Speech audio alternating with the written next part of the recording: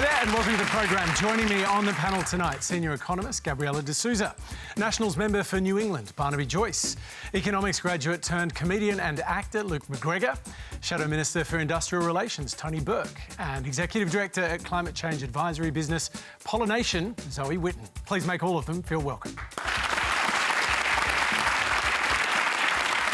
Where does the Australian government stand on the Israel-Palestine conflicts taking place now? Barnaby Joyce.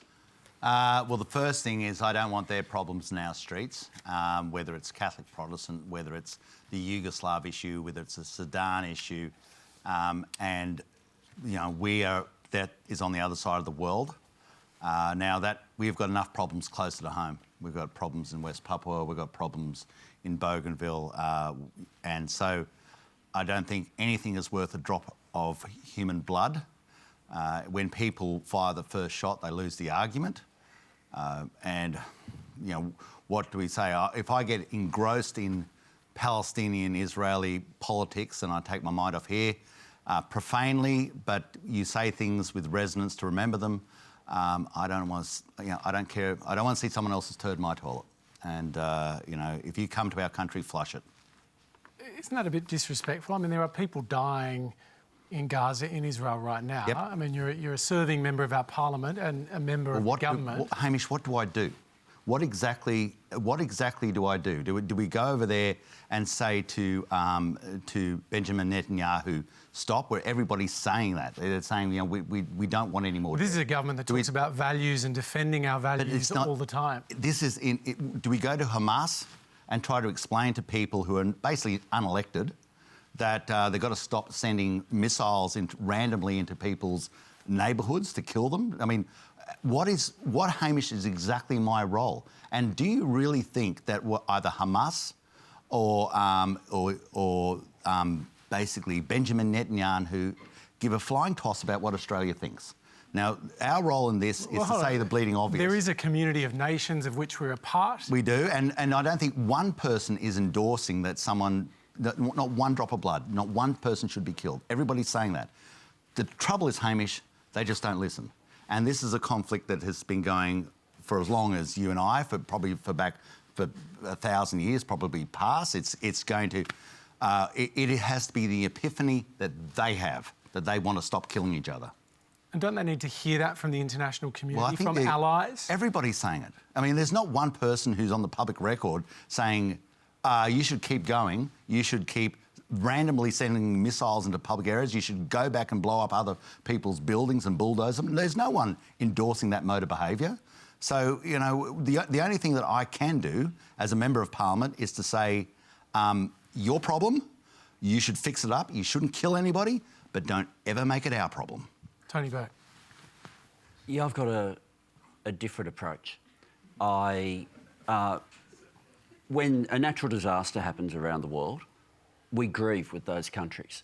When there's a bombing somewhere in the world, we grieve and we mourn with those people and we show the solidarity that people show with each other. It's hard to think of many of the conflicts around the world where the international community has had such a direct role than this one.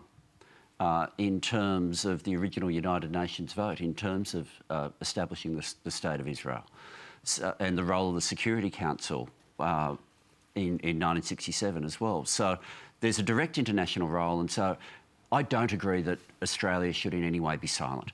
I think we can all agree with some of the things that Barnaby said with respect to, we all want the rocket attacks and the airstrikes to stop, and we grieve for everybody who's died. I think we also, though, can't pretend that the first recent shot was the beginning of the escalation. And when people say, oh, well, we just want it to return to normal, I don't think we want the sort of normal that was there a few months ago either. It's not normal if you're living your life in fear of bombs. It's not normal in Israel. It's not normal. It shouldn't be normal in Palestine that you can't move without going through checkpoints, that houses can be demolished in the middle of the night, that settlers can take homes, or that you can have a situation where children can be arrested questioned without their parents knowing and tried before a military but court. What meaningfully could Australia do right now? I mean, the point has been made that conflicts like this have taken place in the past. There's been multiple incursions into Gaza. The rocket attacks out of Gaza are not new either. If leaders in those two territories don't heed the advice or the warnings or the requests of international leaders, what could a country like Australia do?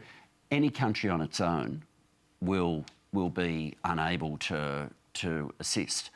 But to be part of the global voices speaking out is an important role for a country like Australia. We played that role in the establishment of Israel. We should be willing to play that role rather than, and I've got to say, Barnaby hasn't done this, but certainly the Prime Minister has, which is to just try to immediately weaponise and try to find a wedge politics way in Australia and use this for domestic politics. These are moments where... Has the Prime Minister done that? Oh, claiming that because Labor had a resolution contemplating where our conference called on the next Labor government to recognise the state of Palestine, which would be a decision of a Labor cabinet to work through. The Prime Minister said that if you're contemplating recognising two states, that means you don't support a two-state outcome. Like, it was bizarre, and it was untrue. But the point I want to make isn't to go into the detail of that. It's to say something like this is where you show your humanity and you show the solidarity between nations. You don't say, not my problem, other side of the world, not going to have much to say.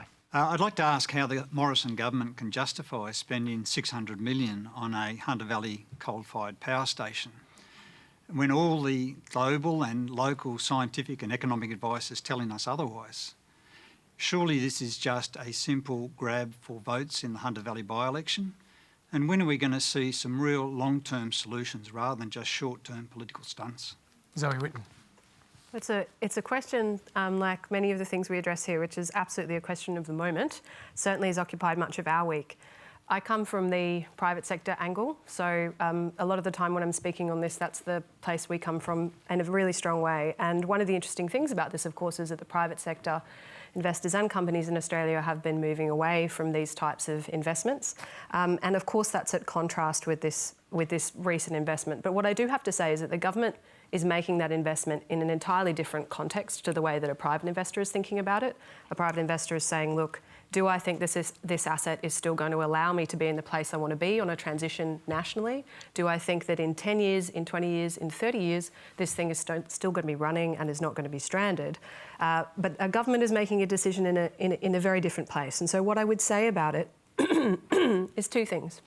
And the first is that a lot of the other investments we've seen recently in firming capacity, and some of them have been supported by the government, have had this great feature about them, which is that they actually have a transition pathway in place. So the ability to switch on to hydrogen, the ability more broadly to get CCS coverage online, basically the ability to not build the one-bedroom house, but build the multiple-bedroom house because you know you might have kids in the future and you want it to be future-proof.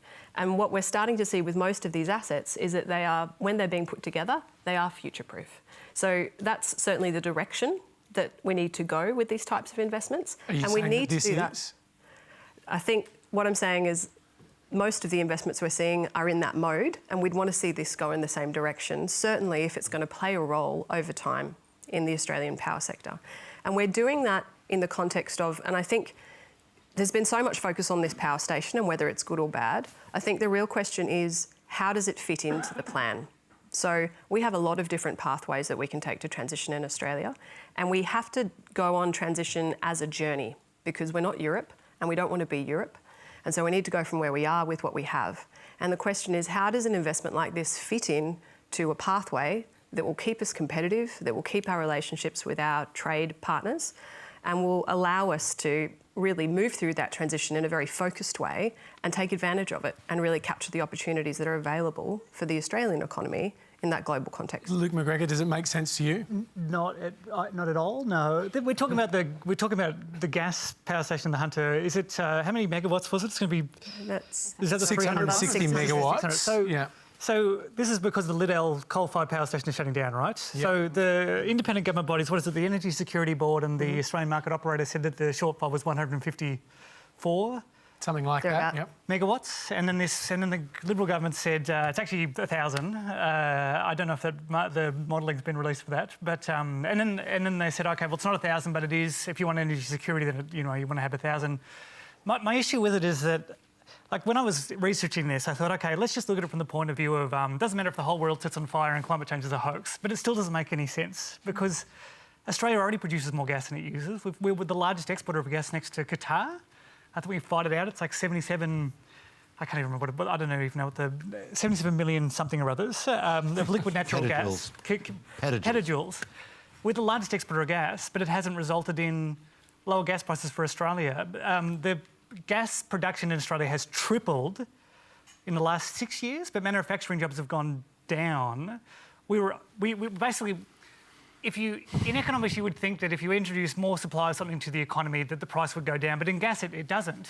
We already produce more gas than we use, but the price hasn't gone down. In fact, the ACCC has said over the last 2 years, Australian domestic consumers, domestic users are paying more for domestic gas than overseas markets are. And the reason is they have these long-term contracts and they have gas prices that are stuck.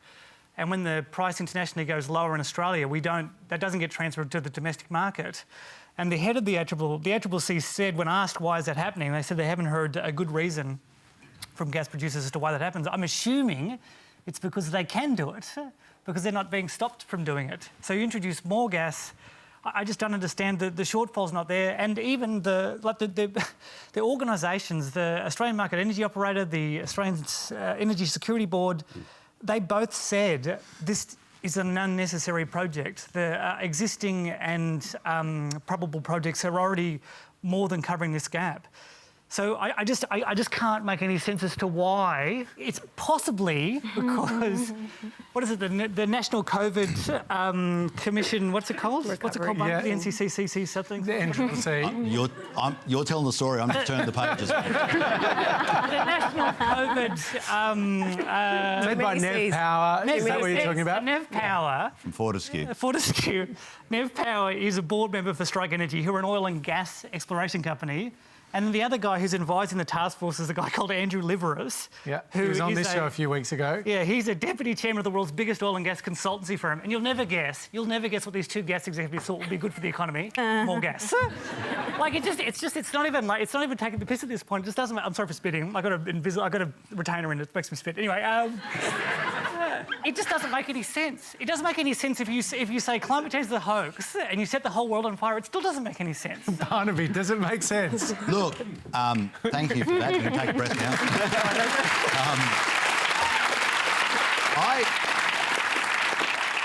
Here we go, tweeters, Twitter haters, get ready for this. I agree with Luke. We shouldn't be building a gas-fired power station. We should be building a coal-fired power station. And the reason for that is this gas-fired power station is yet another subsidy to the renewable industry. The only reason we're building it is because of this sort of random movement of prices. In the last week, prices have spiked over 100 times.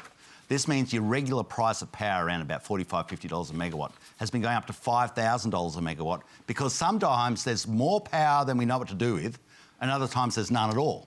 On that. Hang on, mate. You went for about a week and a half. I know. So what we've got to try and do here is try and make sure we bring some rational process to it. So to try and make renewables rational, we're spending in excess of $600 million to put a gas-fired power plant in the middle of the coalfields. Now, I would put a coal-fired power plant because right as we speak, we've got hundreds being built overseas, new coal-fired power plants. We should be making them more efficient. We should be making them cleaner. But if you want your biggest export in this state, last year, record exports of coal, we should be making sure that we send with our product that you need the money for your health, for your education, for your services. We should be sending the technology with it. That's what I'd be doing. I promise to be shorter this time. Well, you've got no choice. We'll run out of time. I apologise. One of the problems with, and I'm not talking about the environment here, is as the world moves away, even though Australia doesn't have emission targets, the rest of the world does. And so if we want to become a big exporter of, say, hydrogen, at the moment the plan is to separate the hydrogen using coal and gas power. The problem is no one wants to buy it. If it's even the... They are buying it, mate. No, There's record sales of it. No, but what's the name? What's the guy's name? Alan Finkel? Alan Finkel, that's former his name. chief Yeah, so scientist. he said, no one's going to buy it. There was a quote from him. He said, no one's going to buy clean coal if it's made with fossil fuels. If you go out over Newcastle Harbour, you'll see a whole heap of people who want to buy it. If you go out over Gladstone, you'll see a whole heap of people who want to buy it. I'm talking about if you go to international Mackay, markets, though. But, you know, this is the reality. We've got to be adults. These people are buying the product because they use it. Are you talking about and it doesn't matter what... consumers? No, I'm talking about international. But that's the problem is as international bodies. Again, I'm not against it. I'm just talking about the economics of it. As international bodies put carbon targets that we don't have, they won't buy it. I'll stop buying it, but they are buying it now. Let me bring in Gab D'Souza. It's vital for our terms of trade that we sell to the world what they want, because we haven't got other products. Luke, Barnaby, I'm just going to ask you to sit still for a moment. We're going to introduce Gab D'Souza into this conversation. Sorry. The International Energy Agency is saying that, you know, we've actually got to bring an end to investment in fossil fuels. We're talking about gas or coal here, if we're listening to Barnaby's advice. Does it stack up? Yeah, look, I hate to be a nerdy economist on us, but you know, we know that there is a really efficient way of trying to emphasise and invest our resources into more renewable energy, and that's through pricing carbon. Now, I know that that's been a bit of an issue in Australian domestic policy. It's brought down prime ministers. It's brought down governments, but you know, it is the most efficient way that we can think of to be able to transition our economy into a more renewable one, is to put a price on carbon. Also, that bond you just mentioned... Let Tony Burke answer that one. Sorry. That bond you just mentioned said solar is now the cheapest form of power. It's not. That's rubbish. They said it. Well, Team, can I come in for a minute? Because I feel that you could probably have this conversation for a while. I think the point about the IEA is a good one, and it's worth just lifting our gaze a bit, because this isn't a question about what we're exporting now, and we are an export superpower, and that's just been fantastic for us economically. The question, and it's really raised by this IEA report, is what are we going to be an export superpower in the future, and what is the plan that allows us to get there?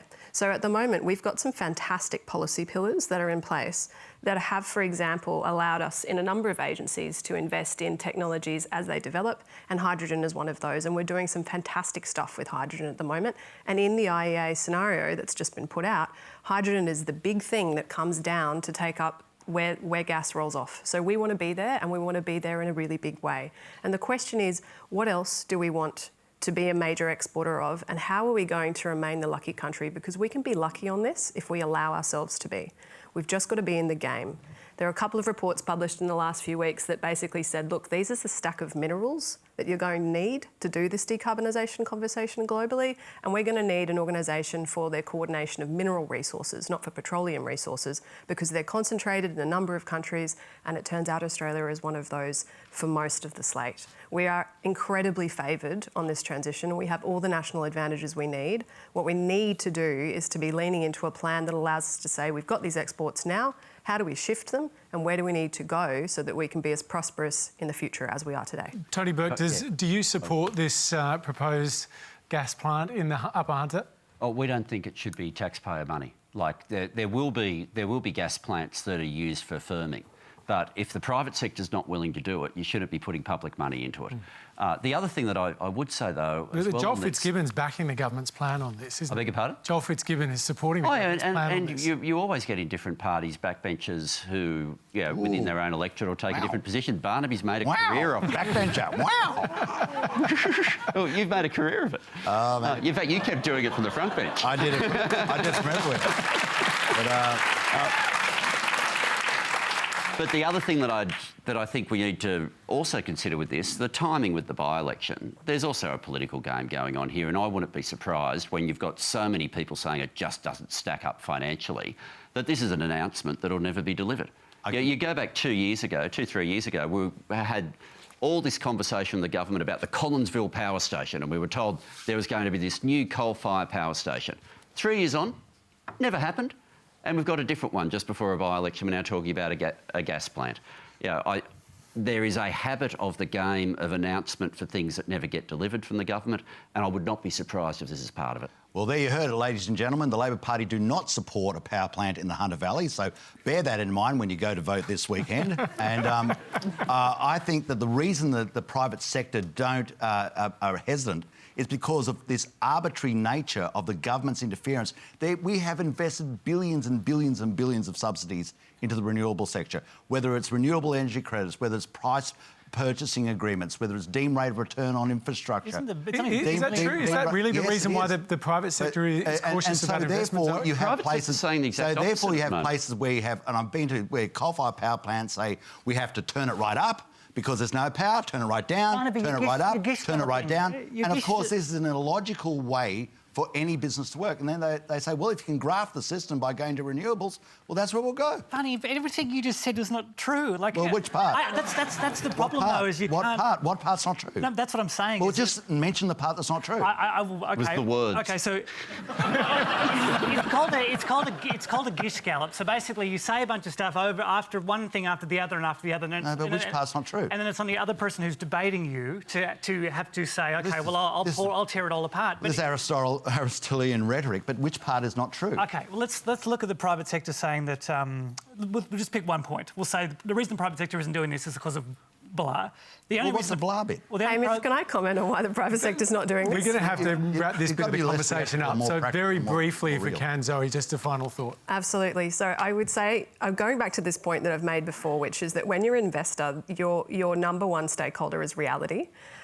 You're not allowed to make decisions that are outside of that scope, right? Because it will bite you and it will bite you hard. So the movements that we are seeing at the moment, and we're seeing money pouring into batteries and renewables, are about that view that they have about, which is outlined in this IEA report, that the system's moving quite quickly and you want to be on the front foot. And that's the public investment space that we can see. What has really bowled us away, particularly in the last 6 months, is just the amount of private money that's moving, because we can see all the Australian super funds making net zero targets. We can see them all trying to figure out how to get there. But behind the scenes, for example, the private equity guys are right in there, and that tells you that they have decided this is time to make money. We're on this transition and we want to take advantage of it. I want to bring in Prasanna Kovalam and Janvey, his wife. You guys have a particular perspective on this question of open borders. How do you perceive what we're talking about? Well, it's all good, but sometimes migrant voices don't feel heard. Both of us are of Indian origin. She's been a citizen for 7 weeks, and when we heard about the ban and the travel ban for people wanting to come back, it feels like the colour of one's skin is a factor in whether or not you can come back to Australia. When Australians wanted to come back from Europe or the UK or the US, there wasn't any talk of jails or fines. But now suddenly it's from India and suddenly it's 5.5 years of jail and $15,000. And, you know, we all call Australia home, or we want to call Australia home. But, you know, when you've only got 15 out of 227 MPs of a non-Anglo-Saxon, non-English speaking background, you kind of feel migrant voices are not being heard. Janvey? Yeah, I kind of feel the same with what...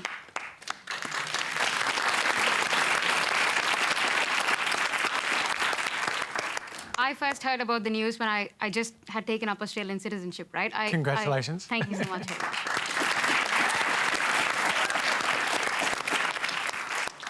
It was just like 4 weeks after I had taken up my citizenship that I heard this news come about.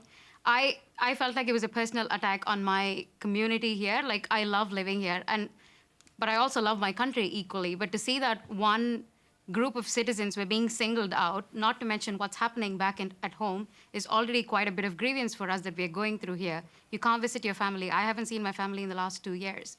And now no one from there can come back here. But we have to face jail time. We have to face fines.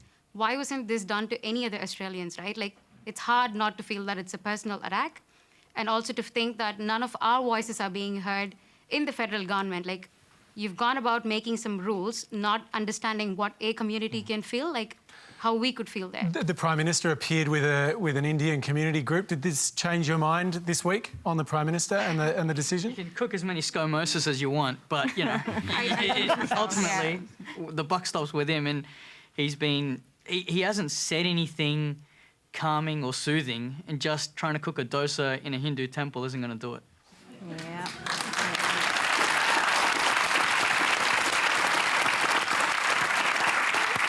Gab D'Souza, you did make a trip to India within the last year. Why? Yeah, so my dad passed away in June last year, and I was very close with my family. I am very close with my family, and my dad and I were particularly close. He passed away very suddenly, and so I had to go through the system of exemptions as well to try and get over. And at the time, Department of Home Affairs was taking quite a while, so I wasn't able to make it back for his funeral. And so I managed to get back about 3 months later, because for me it was non-negotiable that I be there with my mum for at least a month or so. And so I managed to make it back, but then I ended up getting stuck for about 5 months. And managed to make it back in February on a commercial flight.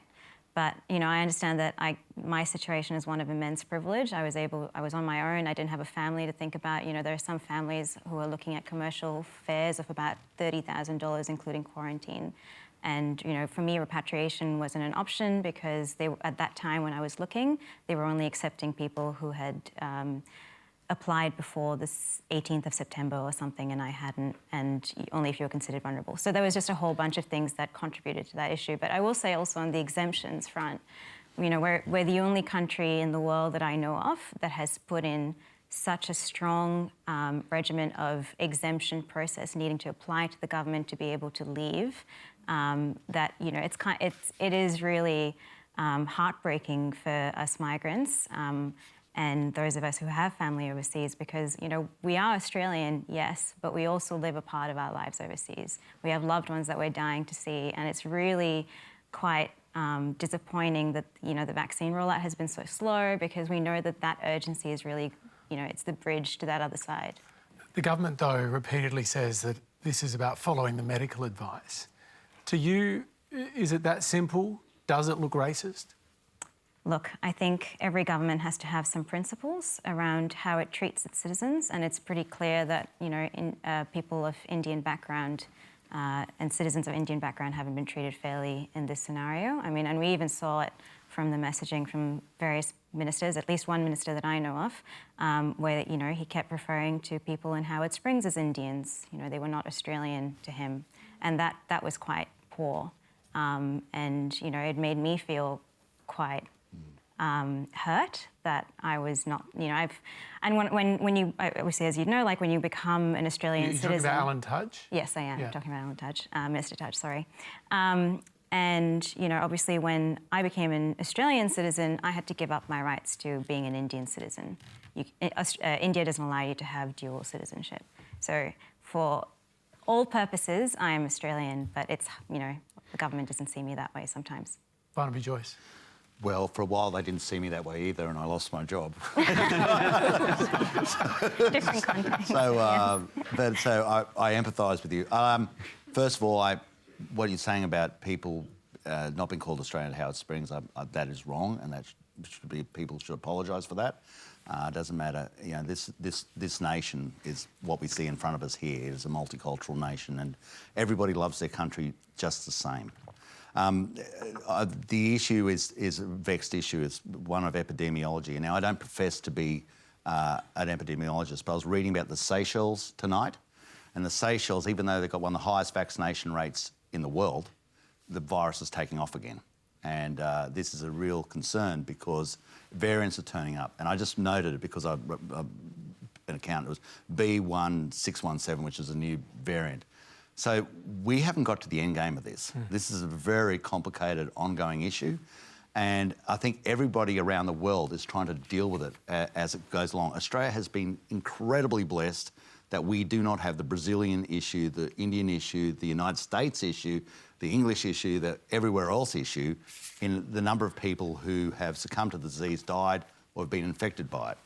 And do you think the government has an obligation? We're really terrified that would ever happen to us. Do you think the government has an obligation to get Australians home or help them get home and let them in? Yes. I think that every person, every citizen of this nation, just like it says on your passport, has the right to the fullest effect of the government in support of them wherever they are in the world. And I think that. Do you think the government's doing that? Yeah, I think the Prime Minister, is his... I noted he tempered his first statements, he's tempered them, and that's what happens in politics. nothing you say is locked in stone. You know, as John Maynard Keynes says, as the facts change, I change my mind. What do you do, sir? And like, I think that you have to allow politicians on any side to say, okay, with more information, I think we could do this in a better way. And that's exactly what politics should be, dynamic enough to do that. It's also that sort of thing of actions speak louder than words. So if they're not letting them in, then obviously they're not supporting Australians in India. It doesn't feel like it doesn't even feel, I mean, obviously it's an epidemiology. Anyway. Epidemiology. Epidemiology? Mm-hmm. It's also an issue of capacity, right? If we did have quarantine facilities, dedicated quarantine facilities, so we could bring in more people, then this wouldn't really be an issue. And it feels like an economy where we need more jobs and we need to stimulate things. It seems like a no-brainer to build that. Would you please thank our wonderful panel, Gabriela D'Souza, Barnaby Joyce, Luke McGregor, Tony Burke and Zoe Whitton. Please thank all of them.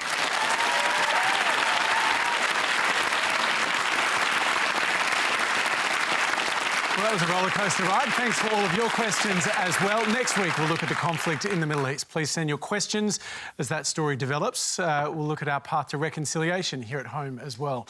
Joining me on the program next week, human rights lawyer Jennifer Robinson, singer-songwriter Mitch Tambo, Liberal MP Dave Sharma, Labor's Ed Husick, and academic and author Randa Abdel Fattah. Join us then. Good night.